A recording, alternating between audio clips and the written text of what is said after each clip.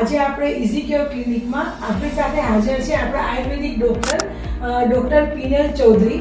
આજે તમને અહીંયા બોલાવવા માટેનું ખાસ કારણ એ છે કે અત્યારે જે સિઝન ચેન્જ થઈ છે, જે અત્યારે ચોમાસું ચાલી રહ્યું છે, તો એમાં અમને લોકોને ઘણા બધા કન્ફ્યુઝન છે કે આ સિઝન દરમિયાન શું ખાવું જોઈએ, શું પીવું જોઈએ, આહાર વિહાર કેવો હોવો જોઈએ જાણવા મળશે. તો તમે એ અંગે અમને થોડી ડિટેલમાં માહિતી આપશો?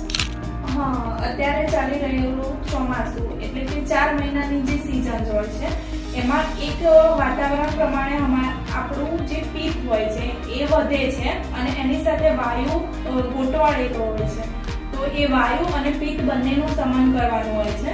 તો અત્યારે આપણે પિત્તને રિલેટેડ જે દવા થતી હોય એના એવા વોટર આવતા હોય, જે મેડિકેટેડ વોટર હોય, એની મેડિસિન હોય છે, એ આપણે રેગ્યુલર લઈ શકીએ. બરાબર.